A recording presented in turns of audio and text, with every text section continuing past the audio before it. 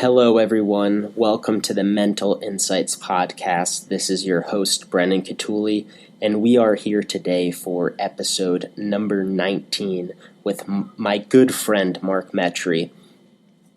Mark is a spectacular human being. I have known Mark for about 4 years now, and he's become one of the greatest friends that I truly have today, and one of the people that truly teaches me a lot every single day. He's definitely looked at as such a positive figure within my life and has helped me truly become the person that I am today.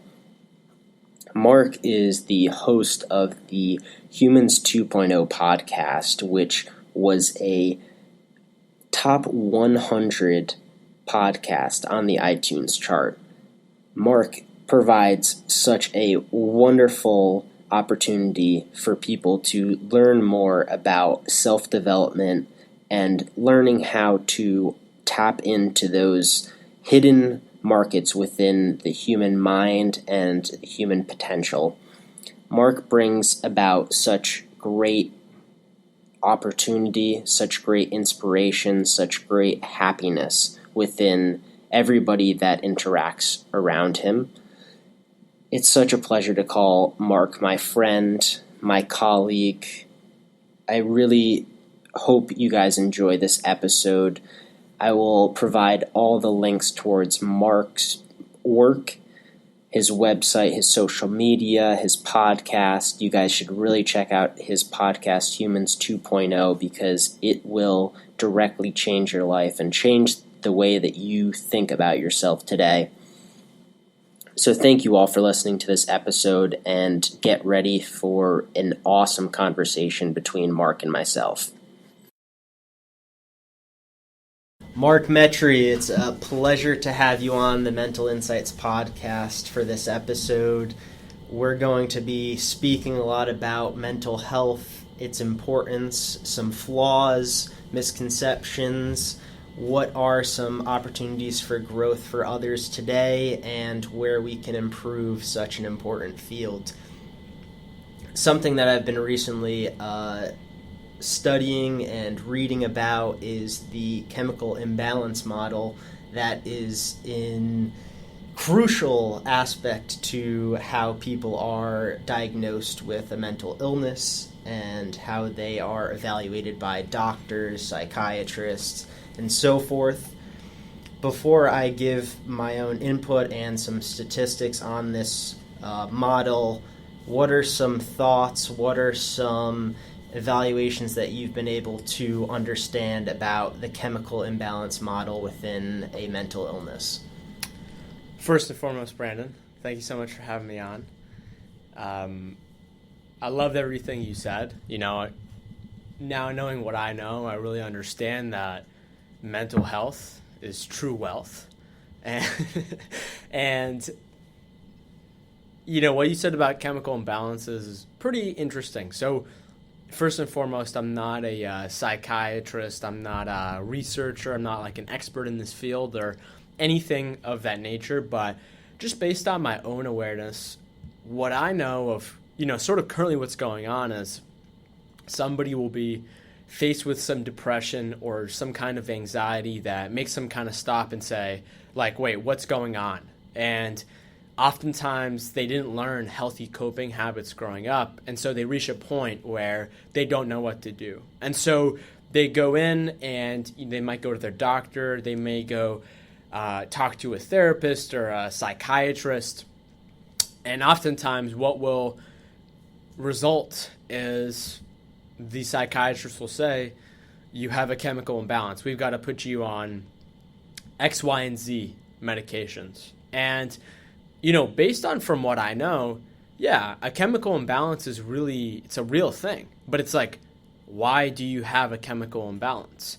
Is it because your brain is not producing enough serotonin, which we now know 90% of serotonin is produced in the gut.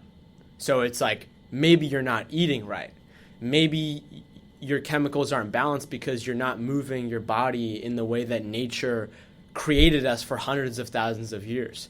Maybe you're not sleeping. Like, we know sleep is massive. They've literally done studies that show if you get 8 hours of sleep versus 6 hours of sleep, which is what most people get, there's a massive difference in your stress levels, your procrastination, your eating choices, your decisions, so many different things. And so, for me, what I would say is like, I'm not going to judge anybody. I think people should do what they got to do. And I personally think that in most cases, there's obviously the other case, different medications, especially with the mind, like antipsychotics and antidepressants, I'm a big fan of. They should be used as a crutch, meaning like if your brain is broken because you weren't taking care of it before, and I was definitely in that case in my own life just a few years ago, then maybe if you don't have any tools, maybe if you can get on this medicine, maybe you could get on that for a very temporary period, only a few months or so, to sort of give your brain a crutch to be able to do X, Y, and Z. And some people have major depressive disorder that's actually mostly heavily correlated with autoimmune disease. And for people like that, like, they can't even get out of bed. And so I think there's a big spectrum to it, but I think we have to ask more questions other than just saying, oh, I have a chemical imbalance, I'm just going to take this and forget everything else. I love that input, Mark. I think you offered a lot of great insight into that, and you broke it down very well. So to break it down further, really, you spoke about mental illness being the issue at hand, and the cause of that is due to a chemical imbalance per se. But per se, you're saying that has to do with a lot of the neurotransmitters within the brain, so that being, serotonin, dopamine levels. And you then stated that a lot of routines within within your daily habits and lifestyle can be attributed to boosting some of these neurotransmitters, boosting your serotonin, dopamine levels, so they can always be rooted by an activity or a routine that you can implement within your life.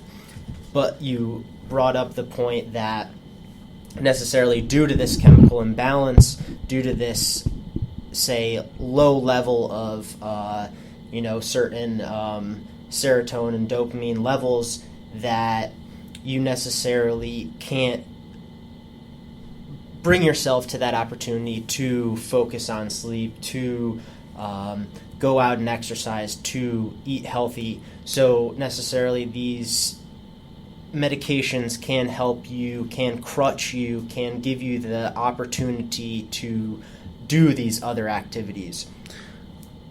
Yeah. So I want to say two things. So, for example,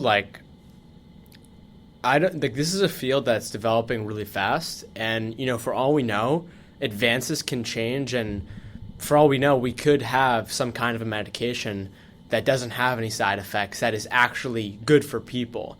Like, I know, for example, like for diabetes, there's a drug called metformin, which is basically saying it's like one of the world's most revolutionary drugs. It's actually it's not bad for you. A lot of people are taking it that don't even have diabetes, to give them like a boost in their how well their blood glucose functions.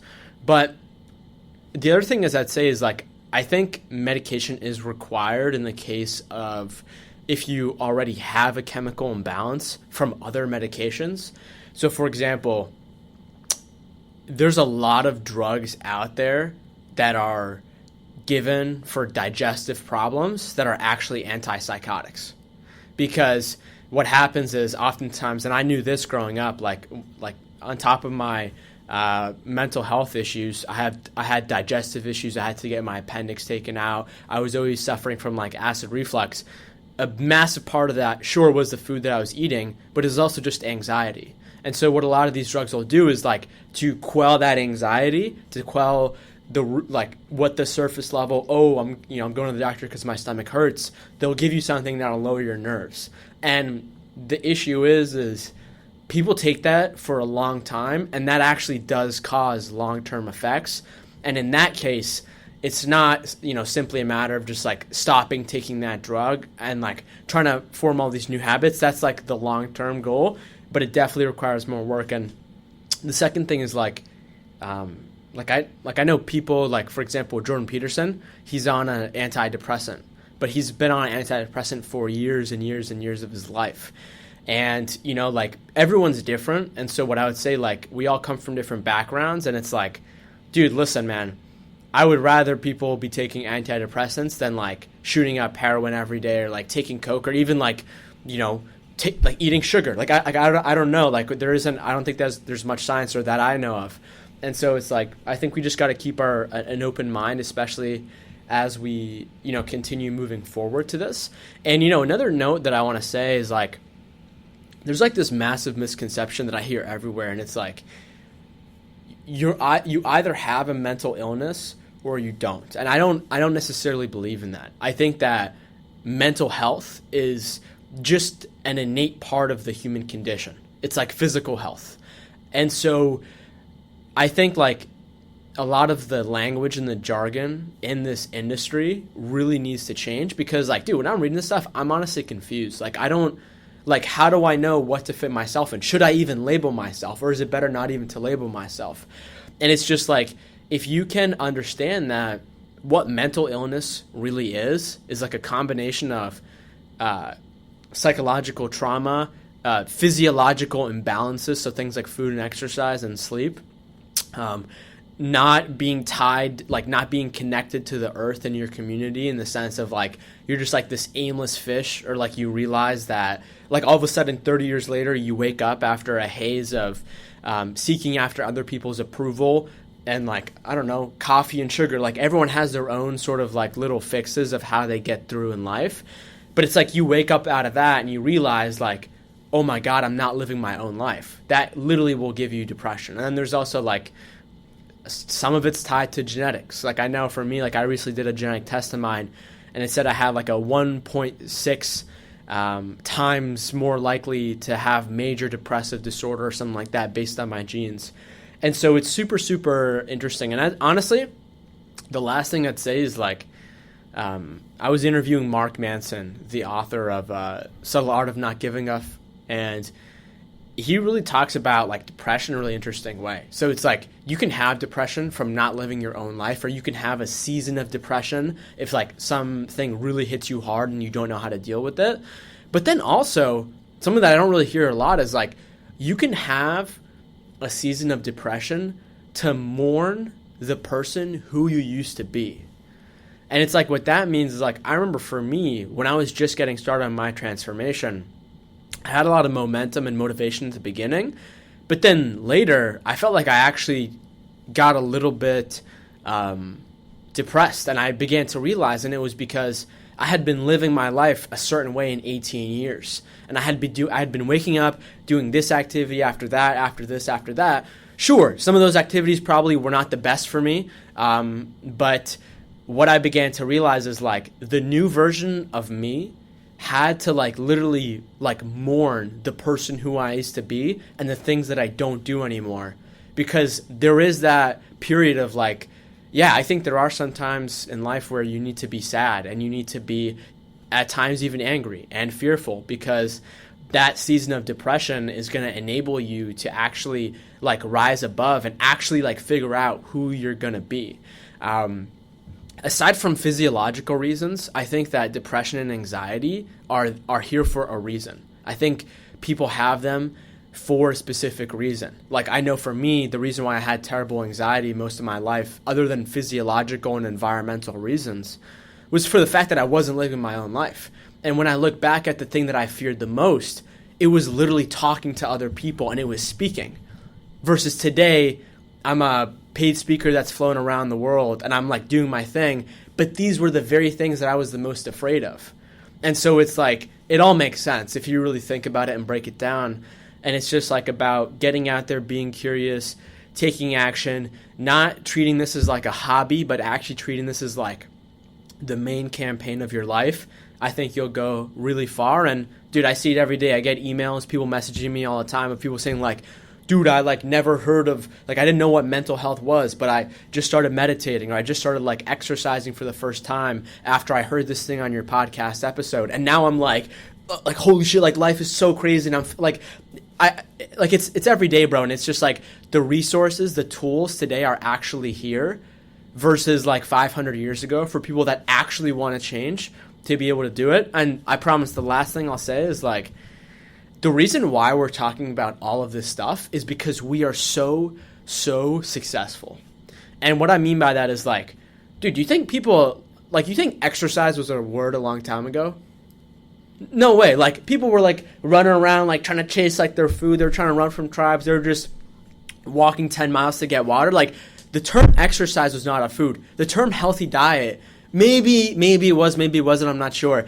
Like, the term, like, I don't even think mindfulness or meditation was a thing, because like everything was just silent. There wasn't like there wasn't music and this and YouTube and like billions of hours of content being uploaded every day. And so it's just like, yeah, we're just living in a really interesting time. And I think what's emerging like with these mediums, why I have a podcast, why you have a podcast, is just like to bring up like this new sort of like to explain like this rehistory in this new way, because things have changed a lot, but in a way, things haven't really changed. Like, we have our same bodies, our same minds, our same psychology as like thousands and thousands of years ago. So yeah, man. Told you I'd go on a tangent. Definitely no. I think we're all deeply rooted to back from our ancestors, and we have a lot of similar experiences, thought patterns, and so forth.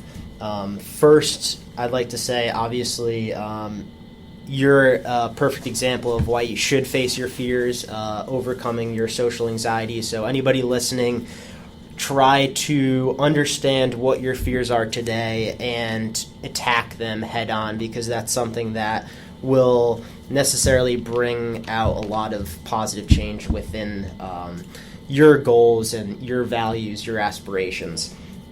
There's a lot of things that I want to touch on and recap from what you said. So one being, if someone is focusing on antidepressants, they need to crush that with something else. If one of you is prescribed onto antidepressants, that necessarily doesn't mean that you're going to be fixed 100% right off the start. You have to implement that with such things as therapy, as exercise, as a healthy diet. These are all routines that change the way that your lifestyle is to be implemented. Antidepressants, their main goal is not strictly just to change your chemical imbalance and you will be fixed. That's not the end result. It's something to assist you in your human development, in your self-development. I loved how you spoke about how the really description and the diagnosis of mental illness and the conversation of mental health as a whole. I completely agree in the fact that there isn't really a standard test procedure. I know a lot of people use the DSM, a lot of people use these clarifications in terms of, do you have a mental illness? Do you struggle from an issue? And I completely agree that it's a one-person really scenario. It's all dependent on who you are speaking with at the time, who you are at the time.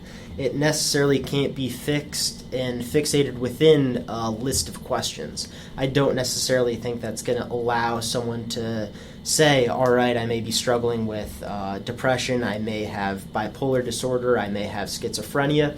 There are all some things that can be differentiated based on evaluation and such, but everybody could have a mental health issue or challenge throughout their life, and it's all about finding that finding yourself on that curve. The TED Talk that we spoke about curing chronic illness. I forget his name, but he speaks about how stopping chronic illness on the path of, say, right in the beginning where you see the decline, I think that's what we need to focus on, whereas doctors prescribe you when you're almost at the chronic illness stage. So that's something that we need to start putting in place, because necessarily we can really start procuring these symptoms within bipolar disorder or schizophrenia, and we don't catch it until somebody is deep within their imbalance. Which really, one thing that we need to bring up as well is that within any type of studying that organizations have done today, there has been no study that has completely clarified that a chemical imbalance is the model that best differentiates someone from having a mental illness to not having a mental illness. There are many studies that procure that there is not a chemical imbalance model, and that they go against this model that a lot of the mental health industry has been bringing up throughout the years. I mean, throughout the whole entire time that I've understood mental health and what a mental illness is, I've been told that a chemical imbalance is the one way that someone is necessarily diagnosed as a mentally ill person, or such as, which I think is a very mind-opening discovery, because if chemical imbalance isn't necessarily a way to diagnose someone, then how are we necessarily prescribing people antidepressants and such based on what model? If you don't know they have a chemical imbalance, then how are we going to do that? And research and studies have shown that they don't even have a way to measure chemical imbalances. So it's all based on evaluation through questioning, through their experiences and thought patterns. Yeah, absolutely. And here's the thing: nobody has any idea who has a mental illness and who doesn't. There's so many people that have no idea that they have a mental illness and are just walking around. And I would say that everything we just talked about mostly applies for, I think, sort of the mainstream mental health disorders like depression and anxiety. However, I will say that I don't think what we're talking about here applies to there are a small amount of truly psychotic disorders that are caused from birth, that are genetic, that are I don't think can be can be treated by lifestyle, or maybe a lot of them can be controlled, but it's there are people with certain conditions. I don't even know if there are any drugs for them or any medications, but it's I know there's a handful of psychotic disorders that we have no idea. There's this disorder I think called I should probably really bring this up. It's called the Hodgkins or something like that. And that name's definitely not right, but it sounds something like that. But dude, it's literally a mental disorder where you want to kill your kids, your family. It's some crazy stuff, and it's nobody understands how a lot of this stuff works. And I think in terms of technology, everyone's looking at Elon Musk and SpaceX and going to outer space, but I also think part of the future is going into that inner space and finding more about the mind and how we work, because really nobody has any idea. And while you were talking, I brought up this study on my computer, and it was it was just talking about basically they supplemented people with omega-3 fatty acids, and I think the number was 60% of them were almost in complete remission from their depression.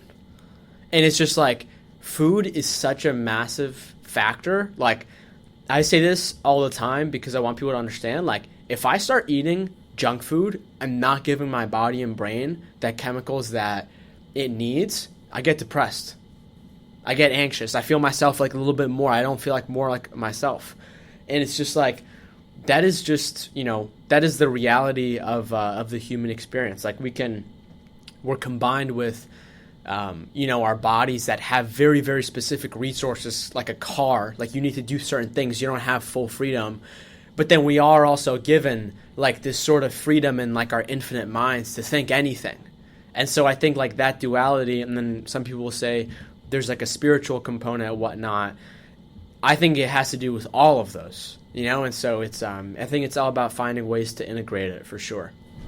Definitely. I'm so glad you brought that up. And to bring out another statistic, which I think goes hand in hand with the omega-3 implementation, is a study found that current antidepressants in the market only work 60% of those who are prescribed this medication with depression. So if we're comparing those statistics, 60% for both omega-3 implementation and antidepressant implementation for one who is depressed, if we're speaking about that and you're comparing the two, why are we as a society prescribing antidepressants over a diet, nutritional supplement such as omega-3s? If you look at both hand in hand, omega-3s are a natural supplement that can be found within fatty fishes, within nuts. There's so many different sources of this nutrient omega-3 that we can find, versus you prescribe this antidepressant to someone which has side effects such as causing a psychotic break, such as causing any type of digestive problem. There's many different side effects that can occur due to an antidepressant rather than due to omega-3s. And omega-3s is something that we can have at all times throughout the day. We can really implement that to as much standard as we want, rather than antidepressants where it really has many side effects throughout our life. Yeah, so two things. I know they've done a clinical randomized study where they gave a group antidepressants and they gave another group not antidepressants. And they found there was very little difference between the two. So meaning the people who were not on antidepressants, but they told them they saw a considerable increase in mood and less lethargy and fatigue and sadness, because they were literally told that. And so it's really all in the power of the mind.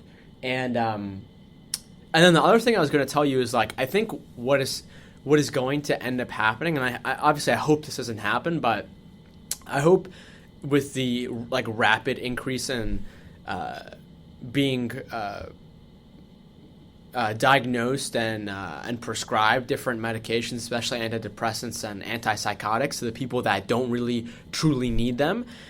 I think what's going to happen is the same exact thing that we're seeing today with the opioid epidemic. So basically, hey, let's just give these people these painkillers. Let's not think about it. Next thing you know, you have so many people that are addicted. And so I think, maybe not in terms of addiction, but I think we're going to see sort of a similar cascade happen to where the healthcare system will eventually transform to be able to be more oriented into what we're talking about. I know my doctor that I have now, the first question he asked me is, what do you eat? Same thing with my dentist too, versus the first doctor who I had, who I fired, who did not tell me about that and had no understanding of that whatsoever. And I honestly think that's another good point. I think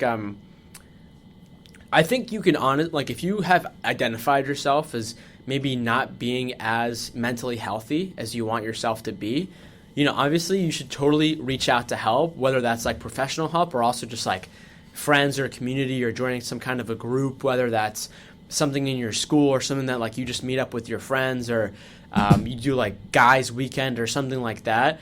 But I also want to say I actually think you can do a lot of this stuff on your own. And I actually had a great conversation with Dr. Nicole LaPera, also known as the holistic psychologist, on Instagram.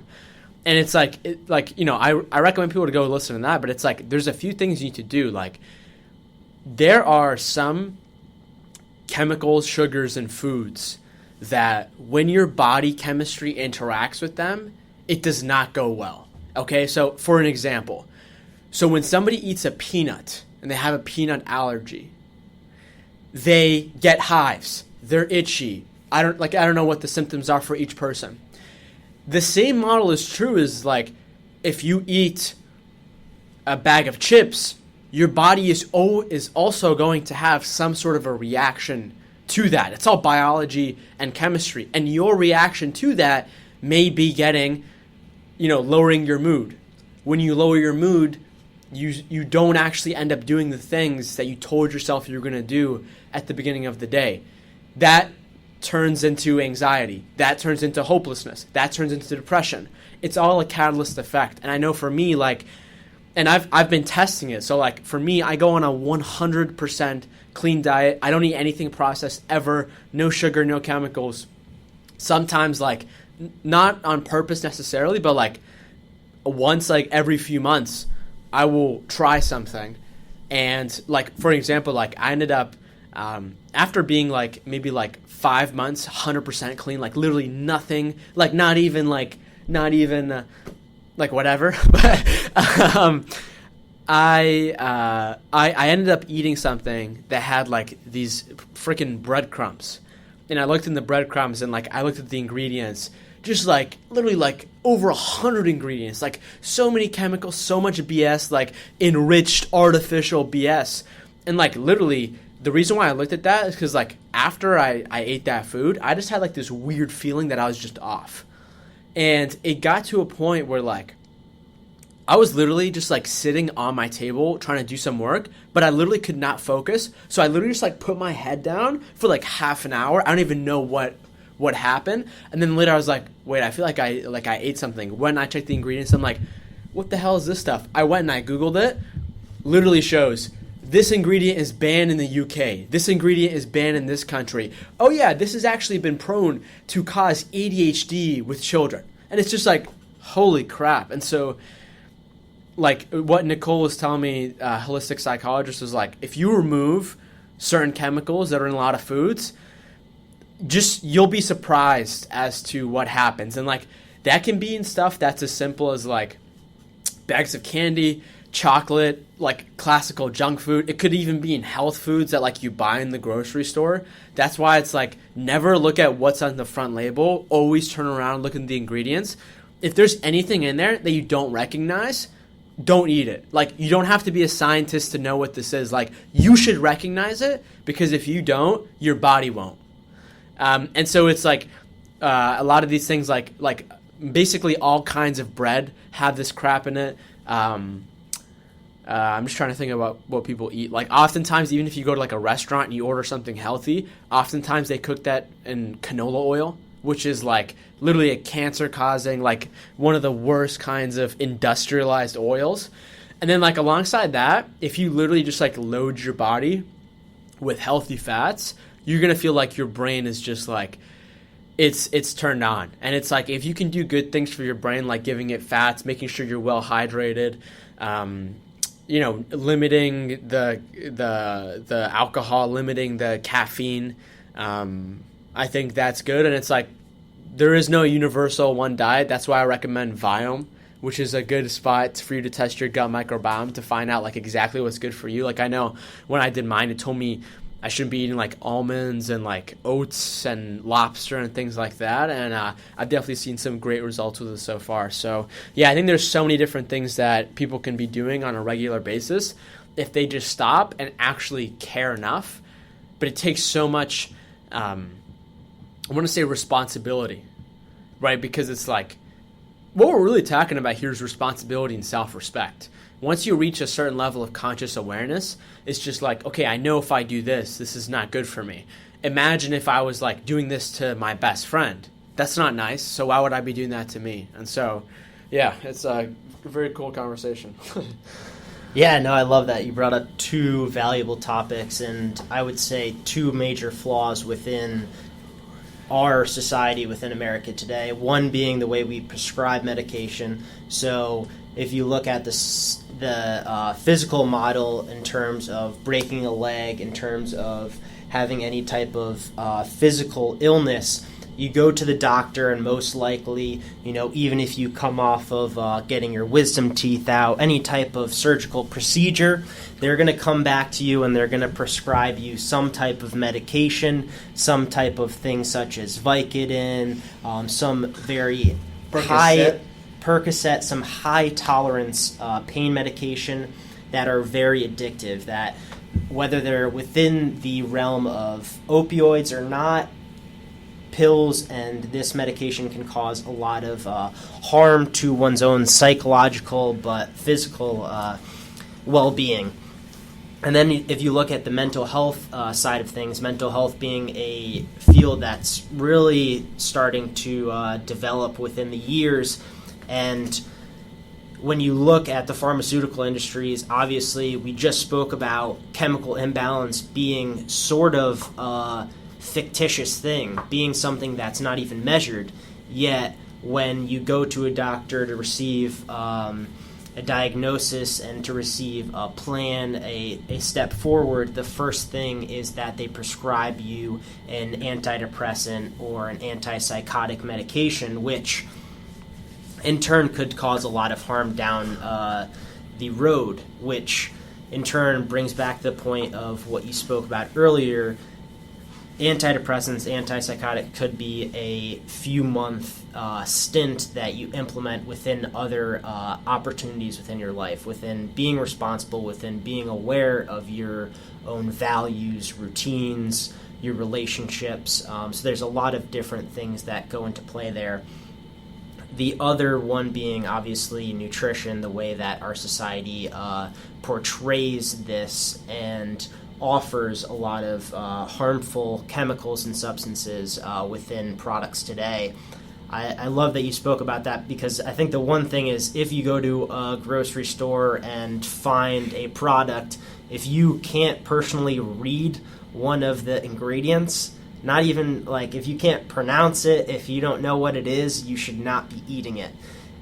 There are many different types of chemicals and ingredients within a lot of products that you eat today that are not available in most other countries, but the United States has a way of filtering a lot of these products and ingredients down to where, as a consumer, you won't necessarily know that it's of a positive or negative benefit, which a lot of it is a negative benefit to any of the users today, anybody who's eating this food, because a lot of the ingredients are things that'll prescribe any type of addictive mentality and any type of processed ingredients that can cause a lot of negative thought patterns, as well as negative benefits within your digestive system, within the way that your body processes this food, and your mood and your disorder after this. So food is, we spoke about it a lot. Nutrition is, personally, I think the first go-to in terms of trying to make a positive and impactful step within your mental health. It's definitely the one thing that I think is directly related to how you think, how you feel. Obviously, gut health has received a lot of research recently, and in turn, what you eat is how you think, it's how you feel. So nutrition is something that you need to focus on every day. I loved that you spoke about not taking really a day off for a few months. I think that's one of the biggest things, is a lot of people today are saying, oh, you could have a cheat day, oh, you could have this, and I don't agree with that, because why are you saying one day you should try to allow your body to feel a negative sensation? Why are you saying, oh, for one day I just shouldn't treat myself right and I should have something that necessarily might pertain to a different type of feeling? And I don't think that's a positive step forward, and that's not a responsible thing to do within your own physical and mental health. Nutrition has such a direct effect to the way that you feel, and there's many research studies out there today that show it. I think every day needs to be a focus on implementing what's right for you. Viome is definitely a great way to try to understand more about how your body interacts with food, how your gut health is improved throughout different types of nutrients, whether that being omega-3s, whether that being different fibers, different types of, carbohydrates, So you need to find out what's best for your body at first. Obviously, sugar being one of the things that is one of the most deadliest and harmful ingredients, and may I say drug, that people become addicted and overusing throughout their own nutritional value. I think people implement sugar way too often within their diets and try to come up, honestly, with excuses in terms of how they tell themselves that sugar is needed. certain caffeine is needed, and I think it's all about that responsibility and self-awareness of really truly digging deep and understanding what's most important for you and what's going to keep your body healthy. I think there's got to be a big differentiation between healthy and what you want. There's a big difference between what you need and what you want, what's going to make you feel good versus what you think makes you feel and think the right way. I really experienced the real impact of sort of like, processed foods and sugar and kind of removing them from my diet all the way back in October of 2016. And I remember I had read this book called Bulletproof, and that kind of it was actually a cookbook, but for the first chapter, it kind of breaks down a little bit of the science of okay, this does this in your body. And that was the first time when I actually began to learn about this stuff. And the book is written by Dave Asprey, founder of Bulletproof Coffee, all that kind of stuff.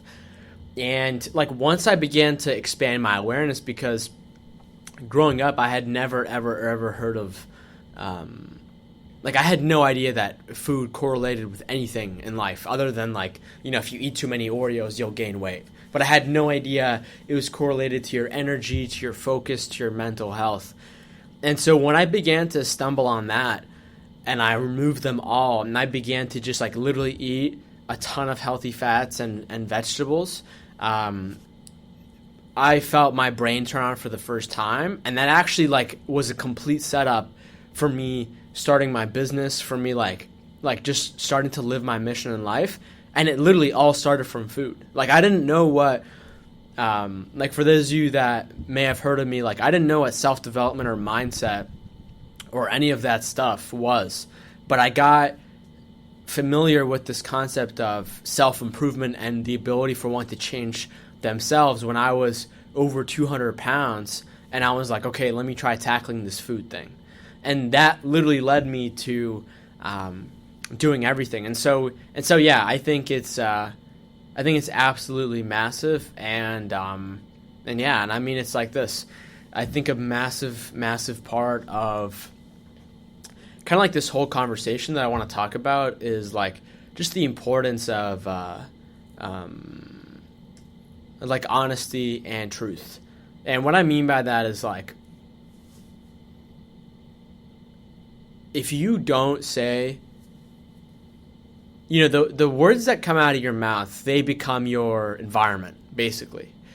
And if the words coming out of your mouth are either lies to other people or you lying to yourself, which is effectively the same thing, right? Because if you're lying to yourself, whenever you talk to somebody, you're going to lie to them. I really think that creates such terrible mental health conditions, because what's happening is it's almost kind of like Pinocchio, right? So every time that Pinocchio lies, his nose grows a little bit. And then what starts to happen is he doesn't even become aware of the reality that he himself is living, because he's constantly having to track oh, I said this to that person, I said this to this person, I said to that person. And to take it even a step further, every time that you lie to yourself, you throw the real version of yourself, your real true higher self, to just the background, the shadows of your mind. And what happens is when you walk out in real life and, let's say, I don't know, let's say, Brendan, you asked me today, I don't know, did you go to sleep well last night for some reason, right? That's the question. And I said yes, even though I didn't sleep well, even though I did sleep well last night. What happens is my mind is trying to think okay, Brendan's asked me this. My brain is now going to infer for a variety of reasons why he's asking me this and the potential answers that I could give him and the decision that I want to make. Should I tell him the truth or should I tell him not the truth? If I tell him the truth, there's a part of my mind that's oh wait, but what if he thinks less of you? What if he doesn't like you as much? What if he, you know what I mean? There's 1,000 different things. And so what happens is we lie out of this instance, out of this moment of fear, right? That's fear. And what happens is now based on what I said at the very beginning, the words coming out of your mouth create your environment. I've just now said a lie to you. And so what has actually happened here is I have thrown the real me to the back, and I have just thrown up like this projected fake fear version of myself to me in the world. So then now you know me as this way. So then now if I'm hanging out with you and maybe some other people, now I'm going to get in that same mindset. And then what ends up happening is you just completely live a completely different life. And that's how I think a lot of mental health issues are caused in in a macro way and also in a micro way. Like I think we always try to rationalize to ourselves. And so yeah, it's part of the human condition. Humans have been lying ever since we created language. And so I think that's just a massive, massive factor, because I really do believe that truth and honesty are the very sort of structures of reality. And if you're lying to yourself, you're not being dishonest. If you are being dishonest, you're not going to be able to straighten yourself out, because the very foundation that you're trying to play on is in and of itself skewed. It's like trying to build a house on like a skewed foundation. You can't. You gotta restart and build that foundation first. And so, like I remember for me, an exercise that I did was one of the exercises that I did was like literally just like pulling out a piece of paper. And this actually came from Jamie Wheel, co-founder of the Flow Genome Project. She says, "What are you not admitting to yourself?" And if you can like work with that prompt and ask yourself that, your mind will slowly begin to crack open. And then you ask yourself like, what have I lied to myself about? And like this, and like tell yourself like, this is a piece of paper nobody in the world is going to see except for me. And you just like get in some flow state of consciousness and you just start writing. You're going to know so much more things about yourself. And honestly, the other thing is like what I began to do is like I began to like look back at my life and the people that I lied to and when, and I literally started going back and just like reaching out to them and meeting up with them and telling them that I lied. And it just like relieves so much like psychological pressure, because depending on who you talk to, they'll say that a lot of our mental health issues and a lot of like how the mind in and of itself becomes, poor, becomes ill, is because it's racking around. It's trying to figure out what to do. There's so many different functions. And the best way to explain this is like, it's like tabs on a web browser. So you've opened so many tabs. You don't know where the music is coming out of this tab. You don't know what's playing over here. You have thousands of tabs. And like somebody that I learned from, Emily Fletcher, who I'm interviewing soon, she's like a meditation expert. She works with like Mind Valley and stuff. And she says that like, when you are able to meditate, you are effectively relieving your psychological stress, and slowly, one by one, it's not necessarily a goal because I don't think it's possible. You're slowly like calming down and just like closing those tabs. And that gives you the ability for clarity, which, I think really clarity is like really the key in life, right? Especially for, mental health and these things related, unless you're going to like, unless you're like really, really sick and you're like, man, I'm clear. I'm going to, pull a Hitler. Like, for example, Hitler was super clear, like, and so, yeah, I think it's a really interesting conversation, bro. Awesome. Thank you, Mark. And I was thinking about meditation as you were speaking about the opening of tabs within your web browser. I think that's so crucial. Meditation offers that time to, break apart what's going on within your life and really delve deep into one specific topic and really try to focus on what's truly most important at hand, what you can work on, and what you really have to reflect upon within your life. Also, I believe Lewis Howes came out with a podcast today with a bunch of meditation experts such as Jay Shetty, and they speak about meditation's ability to, remove those tabs in order to focus on what's directly at hand within your life today. I want to touch upon the lies a little bit that you were speaking about, and I think when someone first starts to lie within their own life, it ends up becoming kind of that rapid repetition within their own life. So when one lie begins, they often lie about that lie, and it basically creates that kind of property of transition from 1 to 2 to 3, and in turn they're going to go years within their life that they then have to track all the way back to their original lie. I forget what the quote is, but I believe someone states it's like if you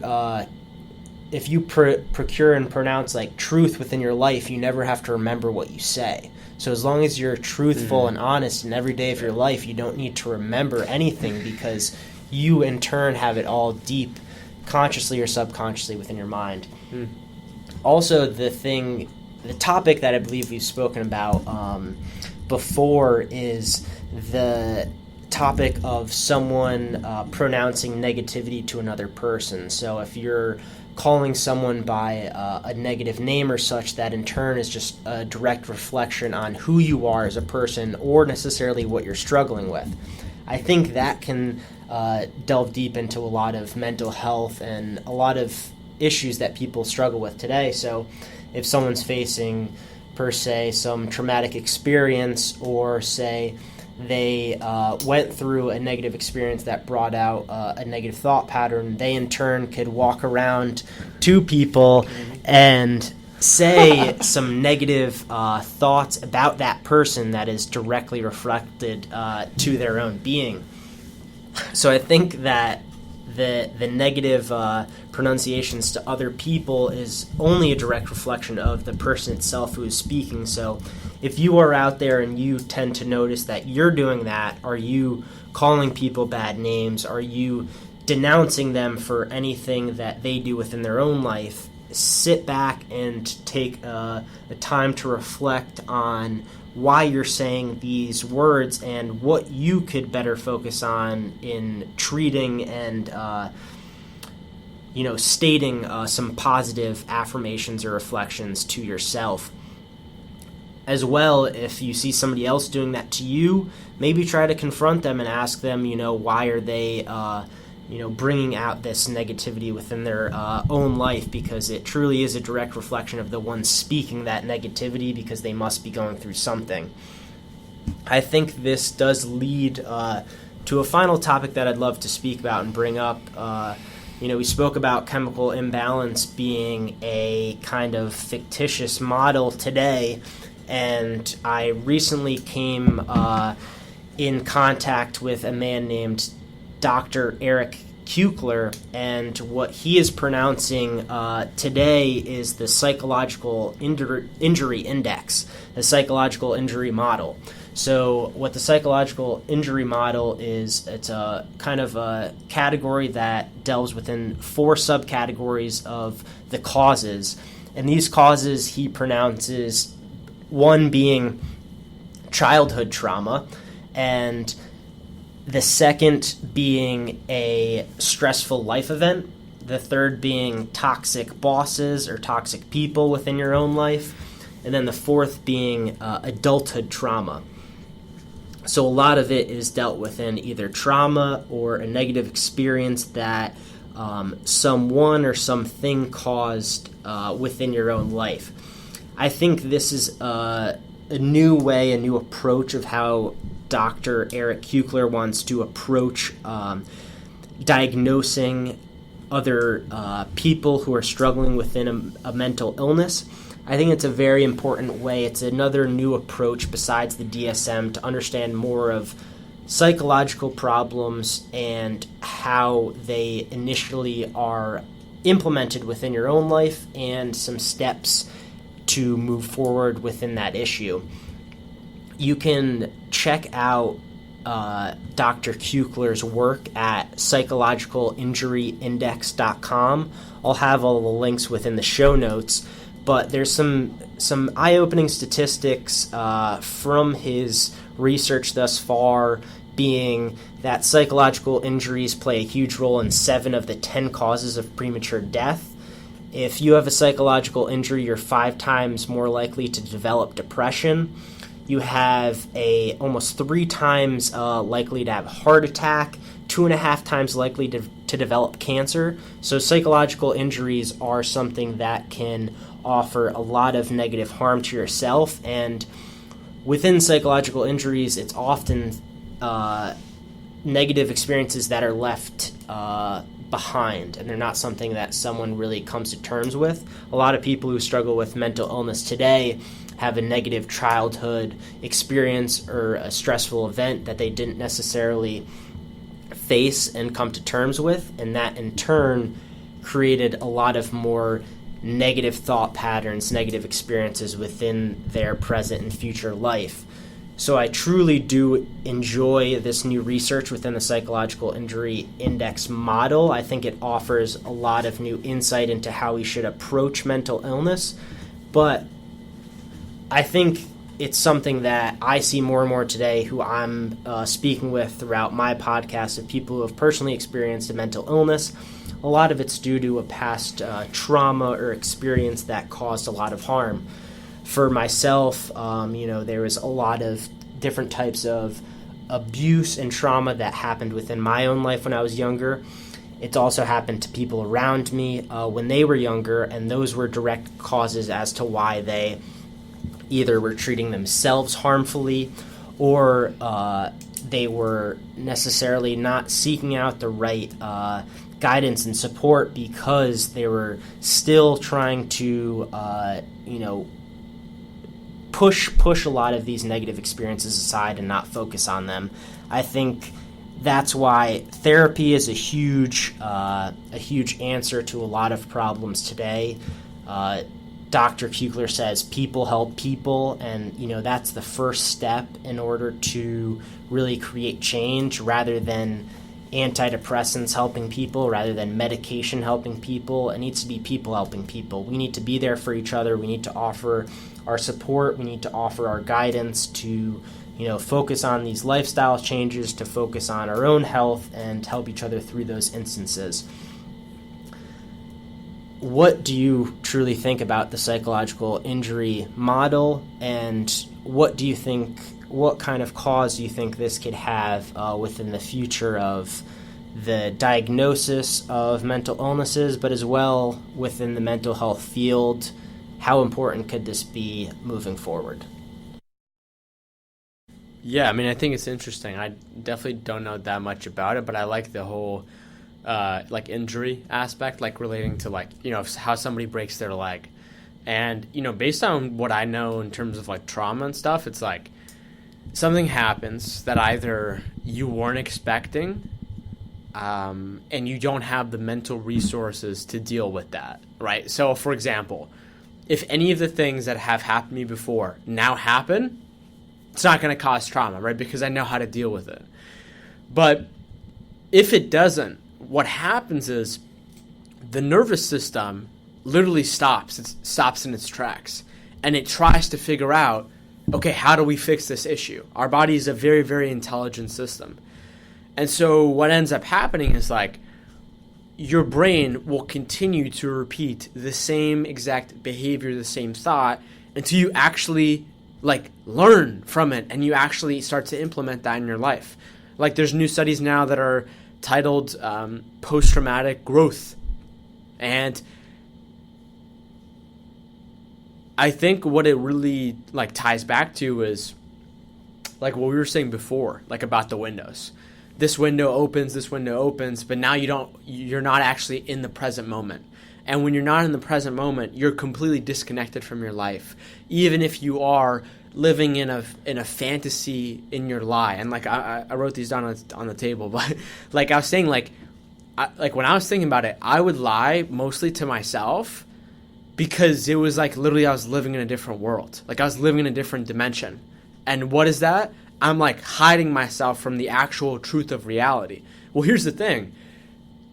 If I actually live the life that I'm fantasizing about in my mind, it's not going to happen by me lying to myself. And so, going back to being in the present moment, what happens is as all these windows open in our mind, whether it's a severe traumatic event when you were younger, or just people are, like, dude, the word trauma now, like, I hear people talk about it, like, in a slang term all the time. Dude, yeah, that traumatized me. Like, just all the time in kind of a slang term. And it's kind of like, when all those windows open up, and by the way, those windows don't necessarily have to be about things that happen. They could also be about future things. So you could say to yourself, oh, am I going to graduate? Am I going to get this job? Is my family this? Is this going to...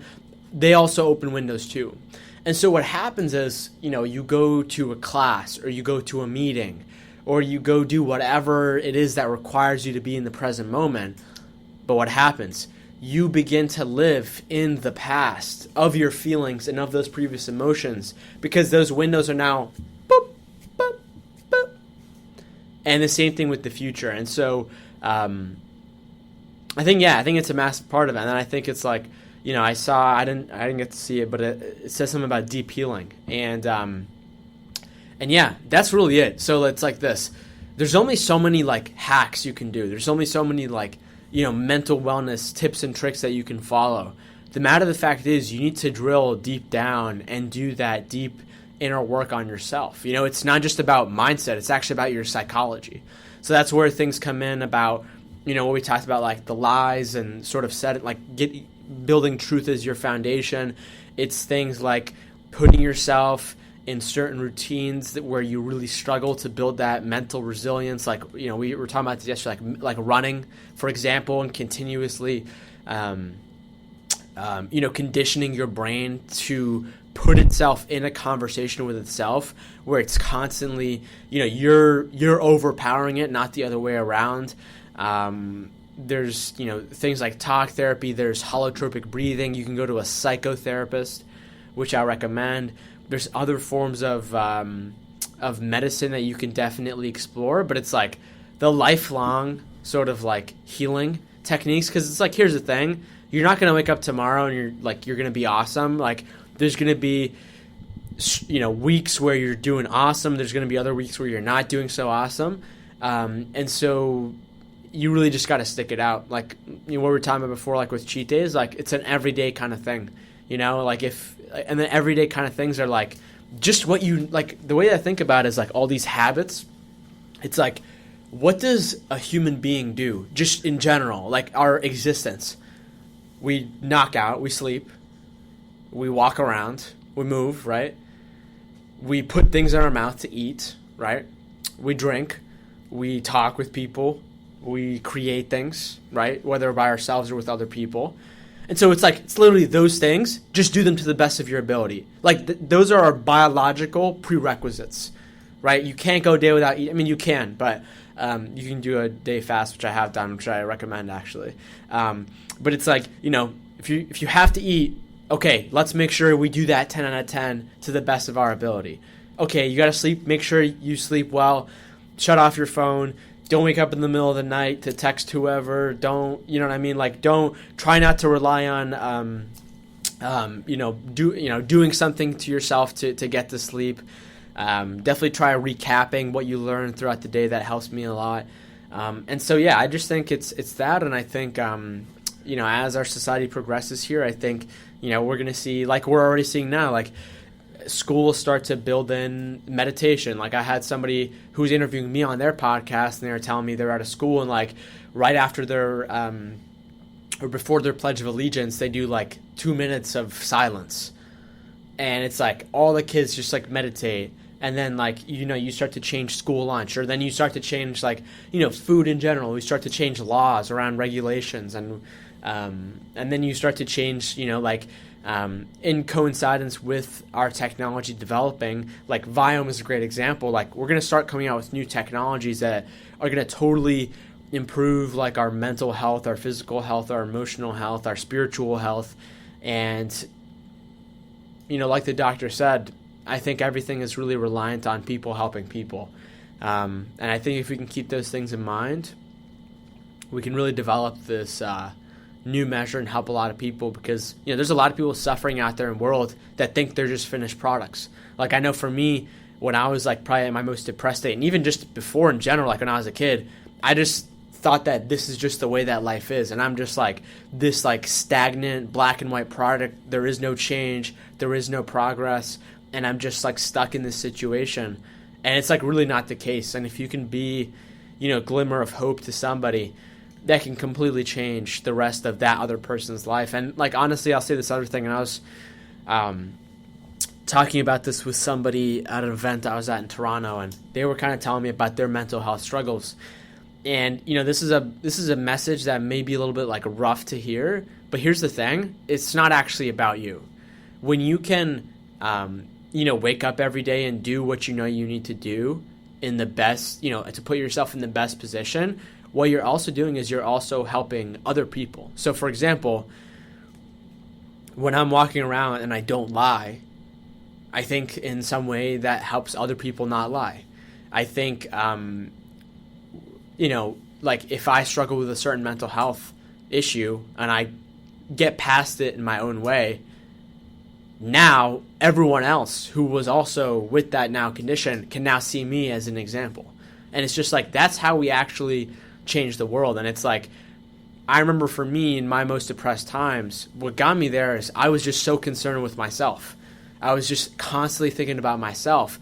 And the matter of the fact is, the way that the human psyche, the way that the human mind is designed is like, what you focus on, you will eventually find flaws in. Even if you're perfect, but you look at yourself, I don't know, in the mirror all day, you're going to find something to be upset about. This is in various, lessons and stories throughout thousands of years. But if you can reflect that and understand that all of us as humans, we are all mirrors. And when somebody looks at you, they're actually looking at themselves. That can really, really empower not only other people, but just yourself to get out of bed. Like I know for me, what wakes me up in the morning is knowing that I can make a change in one person's life, and not by, selling some people some program or by telling them I can change their life, but just by like giving them a raw and real honest conversation with a real human being about just the way that things are. And I know that I didn't even understand this until I was able to interview like billionaires and super successful people on my show, where I was able to realize like, oh wait, actually everyone is the same way in this perspective. Like everyone struggles with this. And if you can get that and remove the illusion that you are separate from this world, even though we are, man, that can make like some great like mind unlocks for you. So I definitely hope that helps. I love that, Mark. I want to state something that I've recently saw, and it's, there's this statistic that 1 in 5 people struggle from a mental illness, but it says 1 in 5 people struggle from a mental illness, but 5 in 5 people have mental health. So everybody has mental health. Everybody really has to overcome and face the issues and the challenges that mental health brings about within your own life. So it's something that you need to evaluate and reflect upon, no matter who you are, no matter if you're filthy rich, or no matter if you're living in some very deep, dark place. It's always something that you need to go and face. As a recap that I want to make within, our whole topic as a whole, and the first steps and the further steps that you can make throughout facing your mental health challenges. Initially, what you should do is to understand what type of trauma or negative experience you have had. So in Direct Reflect, sit down right now and start to understand what has caused a negative experience or a harmful experience within your life. Did you experience some sexual, some emotional, some physical abuse? Did you experience some type of trauma through drugs, through a relationship, through any different type of experience? Try to figure out and understand what directly caused a negative thought pattern or a negative experience within your life. Once you do that, the next step is definitely to seek out a type of therapist, to seek out a different type of psychotherapy. There's many different types of therapies that you can go to. There's EMDR, there's CBT, there's countless amounts. So just go out there and research what is within your area and who you could speak with today. Once you go through some evaluations and speak about this negative experience that you focused on, you can start to understand what it's causing within your own mind and body. So do you need antidepressants or antipsychotics to alleviate some of the negative thinking, some of the negative mood disorders, or body alleviations that you're feeling throughout this negative experience? And through that, then once you firmly come to terms with what you experienced, what caused harm within your life, you can start implementing these routines. By all means, if you strictly start implementing a positive diet, if you focus on exercising, meditation, yes, it could help you, but you do need to focus on that directly rooted harmful cause within your life first and foremost, because that can bring about a lot of negativity within your thought patterns and experiences down the road. So that's step one in terms of what to focus on. But once you start understanding the negative experience, if you're receiving any type of medication, the routines that we spoke about today are what's truly important. Focusing on getting a healthy diet. A healthy diet is not a one-size-fits-all. Anybody can really take any diet, but it's all directly reflected on how it makes your mind and body feel. One person could like a ketogenic diet. There's countless others in terms of focusing on carbs, no carbs, pescatarian. There's countless amounts, but you need to do your research and speak with your therapist, speak with your doctor about what's going to be best for you. These routines that we spoke about should be implemented on a routine basis. Nutrition, exercise, meditation, it's not something that you can just do once and it's going to fix all your problems. It's something that needs to be a daily step forward, and it needs to be something that you focus on throughout your weeks, throughout your days. You don't have to meditate for 30 minutes or an hour a day. That's not what we're trying to say, but we're trying to say, throughout your day, try to focus on implementing those vegetables. Try to go out for a 15-minute walk whenever you can throughout your day. Try to put down your phone and meditate for 15 minutes when you may be feeling a lot of negative thoughts. 5 minutes even. Even 5 minutes. You take the time, and you all have to start somewhere. No one is going to be the monks meditating for 4 hours and then serving for 4 hours. There's a spectrum in terms of how we're going to get through these issues together, and it's all about progress. You all start somewhere, and we can all reach the same ultimatum, the same goal as we want, but it's all about having that responsibility, having that devotion, having that determination to make those positive steps. Routines is something that's going to bring about the most change within your life on a day-to-day spectrum if you implement these lifestyle changes, but they could be in turn collaborated with therapy and medication. So those all three together have to be collaborated. If such, therapy and routine lifestyle changes can be a significant change within your own mental health and how you go about your day to day. That's awesome, man. The last two things I just want to say here is, so everyone sucks at meditation. I want to make that really clear. So many people, dude, I'm not good at meditation. That's why I stopped. Or, dude, I'm not. What meditation is you basically sit down with your monkey mind and you basically see the horrors of yourself and of this existence. Like, that's it. That is the very exercise in and of itself. Like, it's not some kind of like a superpower. But in doing that, it actually ends up building a superpower, because a lot of us are trying to run away from those things. But if you can build a relationship with who you really are, with your true mind, and also just condition yourself to that, like, that's massive. And the second thing I'll say is, like, I recommend to, like, if based on this conversation, I recommend looking up 3 people that I think would really vibe well. One person, Mastin Kipp, I've had him on the podcast, probably the #1 voice in trauma. Two, also mention her, Dr. Nicole LaPera, also known as the Holistic Psychologist on Instagram, as well as Mark Golston. He's America's top suicide prevention and mental health. I've interviewed all of them, had amazing conversations, really interesting people that when you look them up, you'll get them in your sphere and you'll start to revolve yourself around the right people, because at the end of the day, it's people and people. Thank you for that, Mark. We'll have all of the links to those people within the show notes so you can contact them and research more about them.